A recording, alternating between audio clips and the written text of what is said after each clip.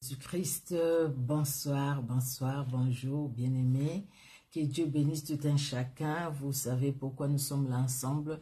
C'est pour la lecture de la parole divine. Cette lecture que nous faisons jour après jour. Nous allons rendre grâce à Dieu. Nous allons recommander ces moments entre les mains du Seigneur. Et nous allons commencer la lecture biblique. Nous allons partager un peu. Et puis nous allons lire la Bible ensemble. Nous allons prier. Éternel Dieu notre roi, nous te disons un grand merci, Seigneur Dieu de gloire, parce que ta grâce est là dans nos vies. Tu nous as accompagnés depuis le matin jusqu'à 7 heures. Tu as veillé sur nous, tu as veillé sur chaque membre de nos familles. Tu nous as protégés vraiment dans ton amour. Je viens, Seigneur, te recommander ces moments, Éternel Dieu de gloire, pour que toi et toi seul puisses régner. Éternel Dieu de gloire, remplis nos cœurs de ta joie, de ta paix. Remplis nos cœurs, Seigneur Dieu de gloire, de la soif de ta parole. Merci, Seigneur, pour le Saint-Esprit qui est à l'œuvre et le Saint-Esprit qui conduit ces moments, afin que tout soit pour ta seule gloire, au nom de Jésus-Christ. Amen. Amen, amen. Que Dieu vous bénisse. Bonsoir, ma fille. Anikian, que Dieu te bénisse. Que Dieu bénisse tout un chacun, bien-aimé. Je vais juste partager un peu. Je vais partager dans quelques groupes, tout simplement. Je ne peux pas rester longtemps. Et après, nous allons faire la lecture biblique. Amen, amen. Notre Dieu est merveilleux. Il est vraiment bon. Il est redoutable. Nous devons lire la parole de Dieu. Elle est importante. Bonsoir. Elle est importante de lire la parole de Dieu, bien-aimé, de méditer cette bonne parole jour après jour. Jour après jour, nous avons besoin de lire la parole de Dieu tous les jours. De même que nous mangeons du pain, nous mangeons pour le corps, nous avons besoin aussi de manger pour notre âme. Dieu se révèle à nous par sa parole. C'est par sa parole que Dieu se révèle à nous. Alléluia. Merci Seigneur Dieu de gloire. Notre Dieu est merveilleux. Notre Dieu est bon. Alléluia, alléluia. Merci le roi de gloire. Merci Jésus. Oh Dieu est Dieu, qui est comme toi Seigneur. Personne ne peut s'égaler à ce grand Dieu, à notre puissant Dieu. Personne. Personne ne peut s'égaler à lui. Alléluia. Alléluia. Personne ne peut s'égaler à ce grand Dieu. Jésus-Christ est Seigneur. Il est bon. Il est redoutable. Alléluia. Merci les rois de gloire. Merci Seigneur Jésus-Christ de Nazareth. Alléluia. Alléluia. Merci Jésus. Tu es Dieu, tu es puissant. Alléluia. Pour ton amour qui est au-dessus de tout, pour ta bonté et pour ta fidélité. Alléluia. Merci Jésus. Merci mon roi. Alléluia. Bon, nous prenons nos Bibles, nous allons lire aujourd'hui, nous allons faire au fait la lecture du 10, nous allons lire Nombre 19, Ésaïe 9, les psaumes 106, 32 à 38, Proverbe 14, de 34 à 35. Nous commençons par Nombre au chapitre 19. Alors, Nombre 19.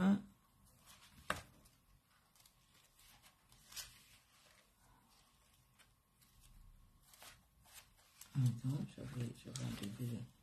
Alors, 19, je retourne dans l'arrière. Voilà. Je pense que je vais allumer quand même, comme il a plu, il fait quand même un peu.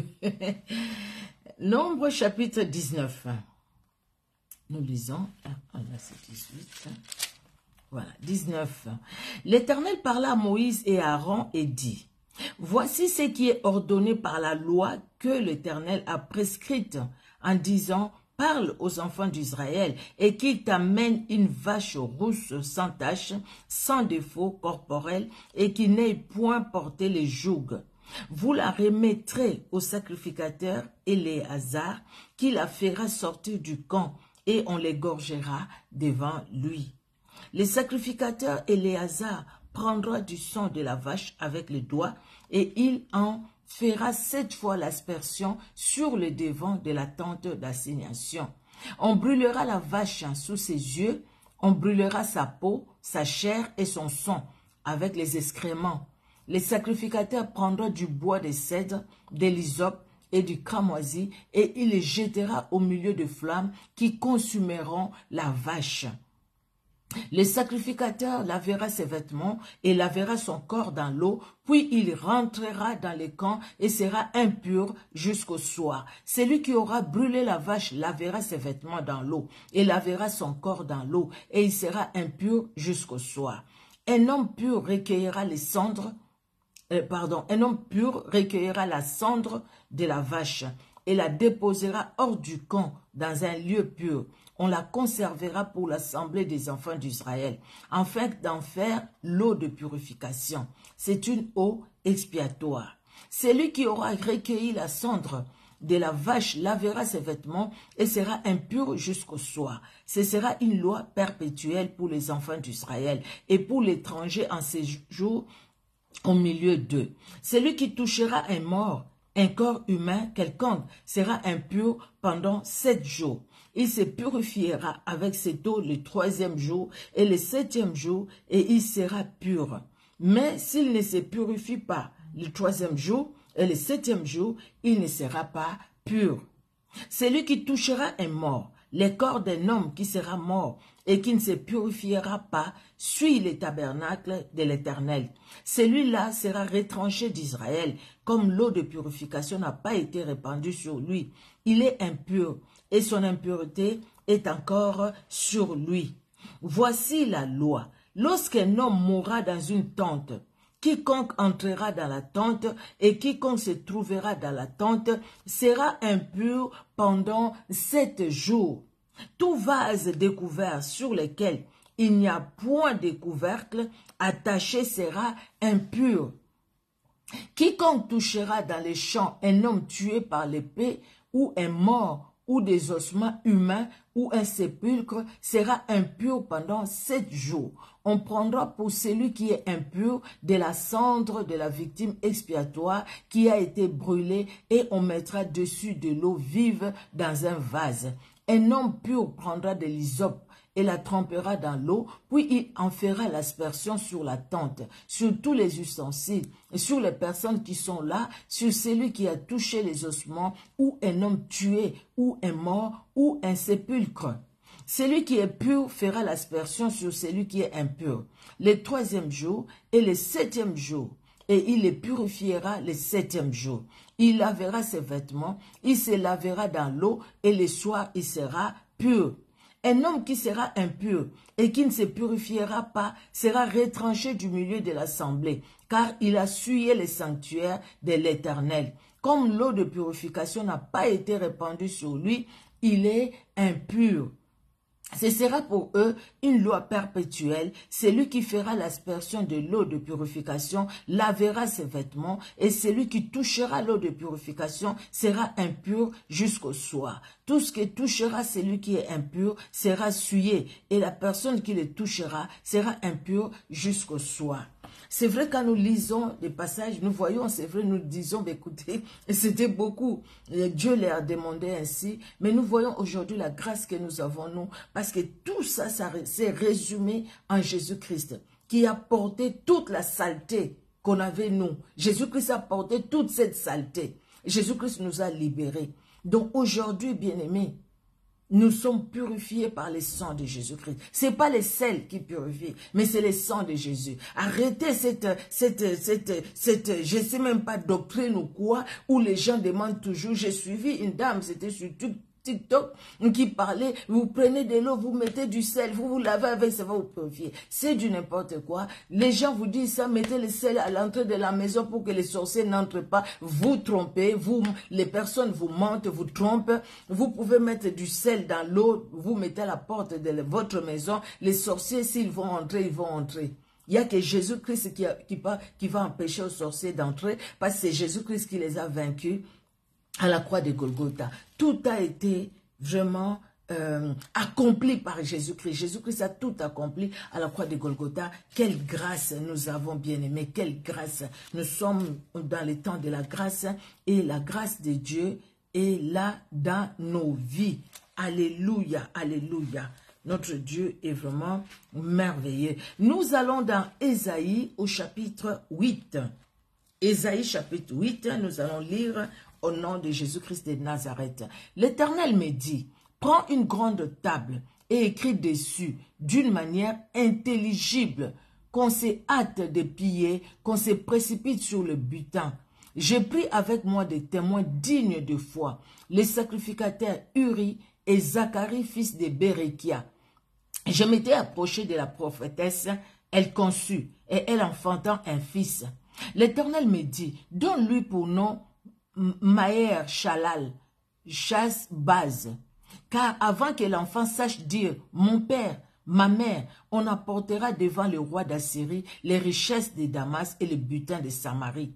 L'Éternel me parla encore et me dit, parce que ce peuple a méprisé les eaux de Siloé, qui coulent doucement, et qui s'est réjoui au sujet de Ristine et du fils de Rémalia, voici le Seigneur va faire monter contre eux les puissantes et grandes eaux du fleuve, le roi d'Assyrie et toute sa gloire.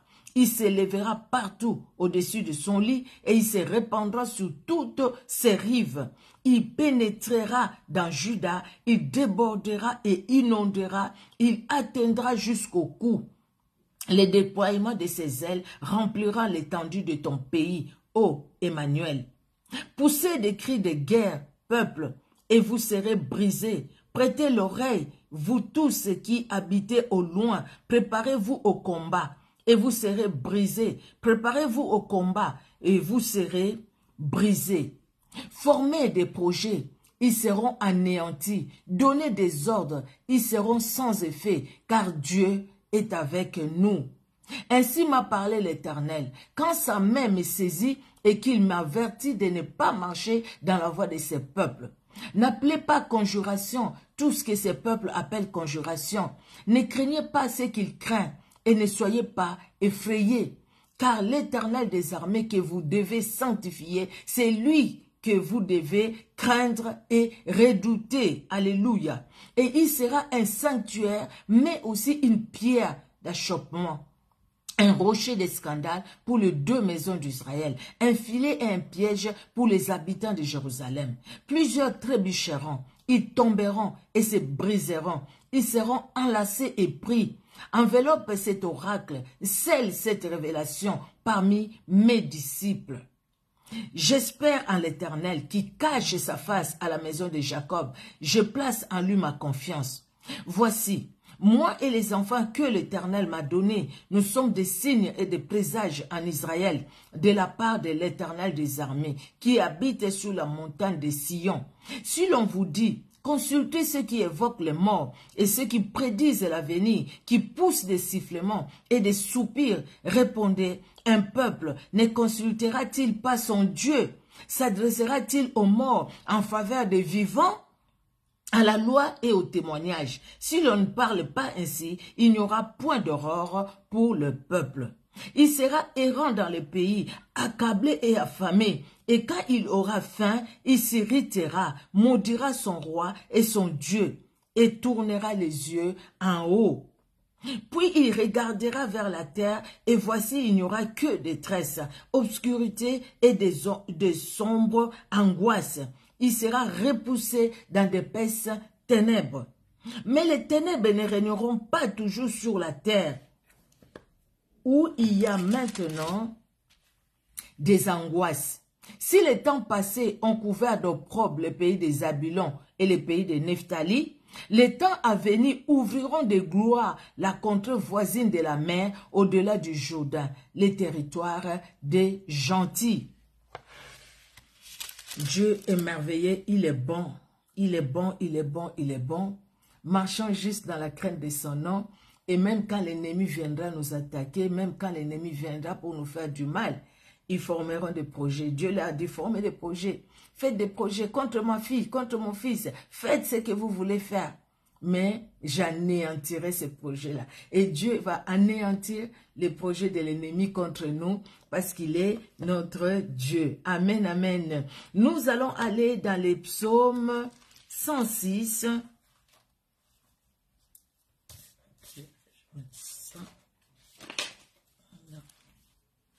Alors, nous allons dans les psaumes 106. Nous allons lire du verset 32 au verset 48. 32, 106, oui, 32 à 48. Ils héritaient à l'Éternel près des eaux de Mériba. Là, les psalmistes parlent toujours de l'histoire des enfants d'Israël. Vous savez, hier on en a parlé. On a parlé de comment, au fait, comment Dieu en fait, il a ordonné, oui, par ses regards, que la terre s'ouvre et engloutisse Dathan, Corée et Abiram, leurs épouses et leurs familles, parce que les enfants d'Israël, ils ont murmuré contre le Seigneur et eux, ils ont formé un camp. Même les gens qui étaient avec eux, ils ont été consumés par le feu.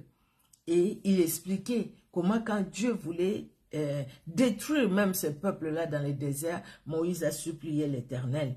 Et il continue. Les versets, nous sommes au verset 32.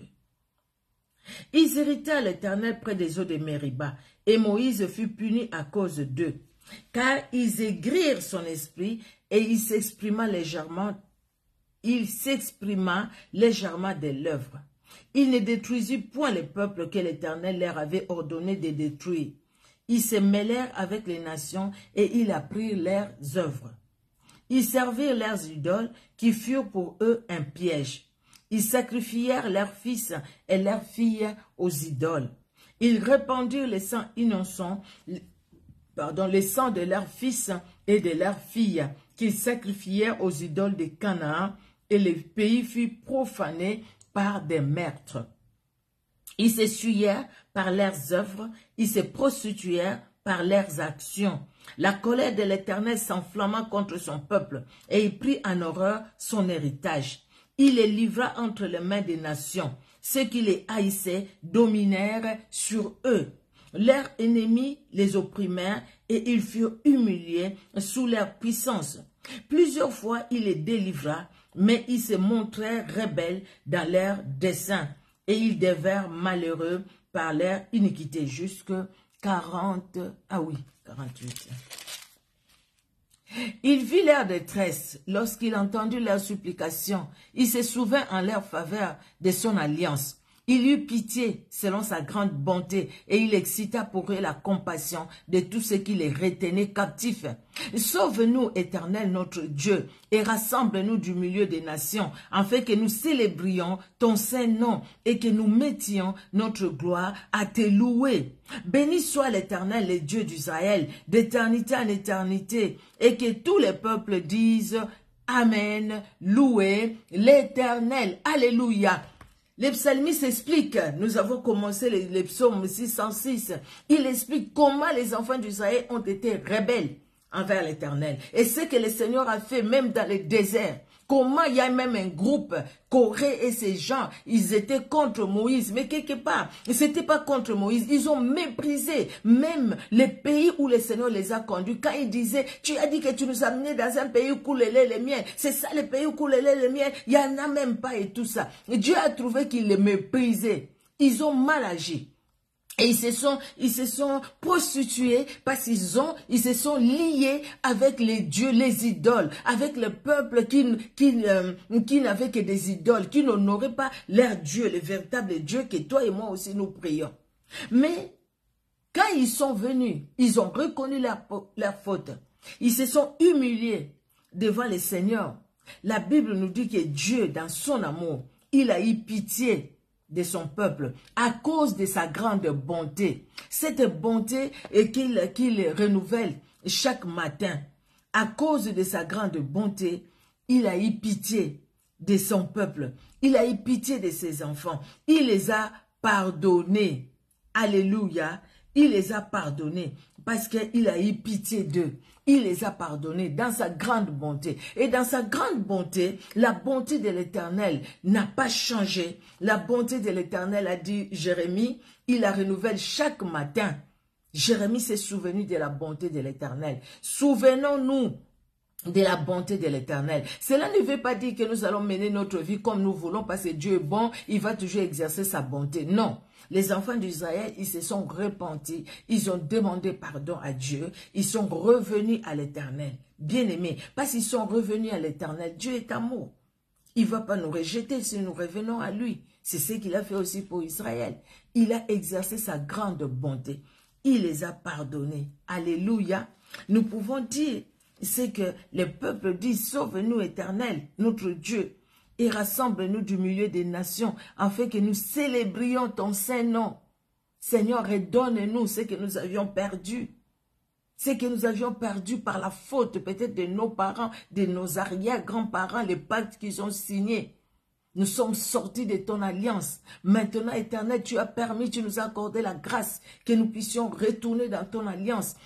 Et nous puissions faire une alliance avec toi. Nous avons fait une alliance avec toi. Vois, Seigneur, nos familles, vois les enfants, vois nos soeurs, vois nos frères, vois nos neveux, nos nièces, vois les tantes et tout et tout. Seigneur, vois.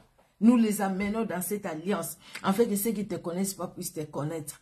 Que tous nous puissions marcher sous tes pas, marcher avec toi, marcher Seigneur, marcher sous ton ombre, marcher Seigneur Dieu de gloire, conformément à ta parole, en dépit de nos faiblesses, en dépit de tout ce que nous pouvons avoir. Nous bénissons l'Éternel, le Dieu d'Israël. D'éternité en éternité, il est Dieu. Et nous disons Amen, Amen, Amen, Alléluia. Nous allons finir, bien-aimés, par Proverbe 14. Alors, Proverbe 14, nous finissons par là. Voilà, voilà, Proverbe 14, de 34 à 35. Nous lisons. La justice élève une nation, mais le péché est la honte de peuple. La faveur du roi est pour les serviteurs prudents, et sa colère pour celui qui fait honte. Alléluia, la justice élève une nation. C'est vrai, hein? S'il n'y a pas, chez moi, beaucoup de gens le disaient à un moment, tout le temps dans leurs émissions. La justice élève une nation, la justice élève une nation. Nous voulons la justice et la vraie justice. Hein? Et pas la justice à 2 poids 2 mesures telle que nous le vivons sur cette terre.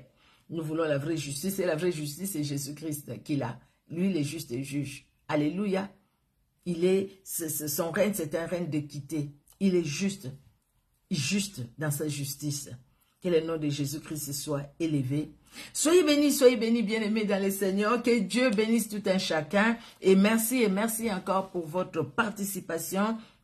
Même ceux qui étaient de passage, qui sont partis parce qu'on fait la lecture de la Bible. Et pourtant, la parole de Dieu, nous devons aimer la parole de Dieu. Quand nous lisons la parole de Dieu, nous devons être là nombreux à écouter la parole de Dieu, à lire la parole de Dieu. Nous devons aimer la parole de Dieu, bien-aimés.